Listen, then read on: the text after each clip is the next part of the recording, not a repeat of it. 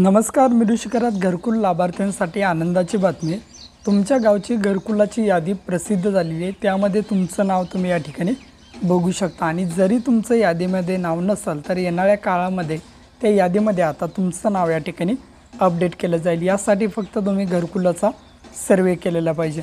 कशा पद्धतीने घरकुलाची यादी बघायची याची A to Z प्रोसेस आपण या व्हिडिओच्या माध्यमातून बघणार आहे। तर मित्रांनो, व्हिडिओ नक्की तुम्ही शेवटपर्यंत बघा।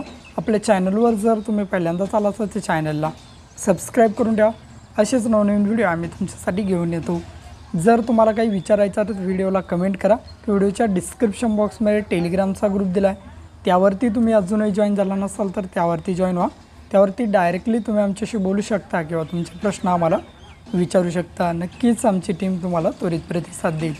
चला तर या ठिकाणी व्हिडिओला सुरुवात करूया। तर सर्वप्रथम तुमच्या मोबाईलच्या क्रोम ब्राउझरला यायचं आहे। क्रोम ब्राउझरला आल्यानंतर गुगलवरती तुम्हाला सर्च करायचं आहे PMAYG म्हणून। अशा प्रकारे तुम्हाला सर्च करायचं। सर्च केल्यानंतर एक नंबरलाच तुमच्यासमोर वेबसाईट येईल, प्रधानमंत्री आवास योजना ग्रामीण म्हणजेच awasoft.nic.in अशा प्रकारची वेबसाईट आहे। त्या वेबसाईटवरती तुम्हाला क्लिक करायचं आहे। क्लिक केल्यानंतर अशा प्रकारच्या इंटरफेस तुमच्यासमोर वेबसाईट येईल। या ठिकाणी खूप सारे ऑप्शन तुम्हाला दिसतात, त्यामध्ये 2 नंबरचा ऑप्शन आपल्याला सिलेक्ट करायचं। बघा, मी या ठिकाणी झूम करून घेतो। या ठिकाणी 2 नंबरचा ऑप्शन आहे आवास सॉफ्ट म्हणून, या ठिकाणी बघू शकता, त्यावरती क्लिक करा। आता डाटा एंट्री असेल, रिपोर्ट असेल, FTO ट्रॅकिंग असेल तर आपल्याला रिपोर्ट चेक करायचा आहे, तर 2 नंबरचा पर्यायावरती या ठिकाणी रिपोर्टवरती क्लिक करा।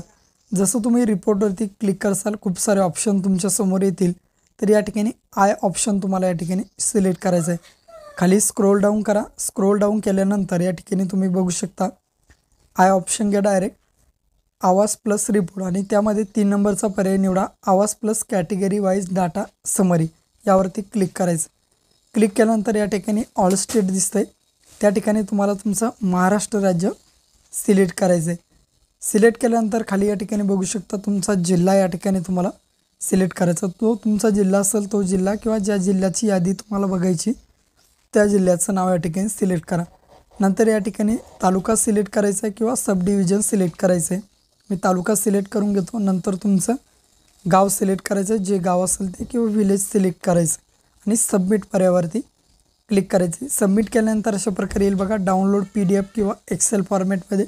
तर याची आपण डायरेक्टली PDF या ठिकाणी डाउनलोड करणार आहोत। डाउनलोड PDFवरती तुम्हाला क्लिक करायचं। क्लिक केल्यानंतर बघू शकता अशा प्रकारे ही PDF तुमच्या मोबाईलमध्ये डाउनलोड होईल। PDF डाउनलोड झाल्यानंतर याला डाउनलोड पर्यायावरती क्लिक करा आणि PDF ओपन करा। या PDFमध्ये जेवढे घरकुलाचे लाभार्थी असतील त्यांची सर्वांची नावं या ठिकाणी कॅटेगरी वाईज, त्यांचं नाव, त्यांच्या वडिलांचं नाव, गाव, जिल्हा वगैरे देण्यात आलेलं आहे। जर तुमचं यादीमध्ये नाव नसेल तर नवीन यादी जी अपडेट होणार आहे आणि अजूनसुद्धा त्यामध्ये तुमचं नाव हे येऊन जाईल। फक्त त्यासाठी तुम्ही सर्वे केलेला पाहिजे। जर तुम्ही घरकुलाचं सर्वे केलं असेल तर तुमचं या यादीमध्ये 100% नेक्स्ट यादीमध्ये नाव येऊन जाईल। अशा पद्धतीने तुम्ही तुमच्या गावची घरकुलाची यादी चेक करू शकता। भेटूया अशाच नवीन व्हिडिओ।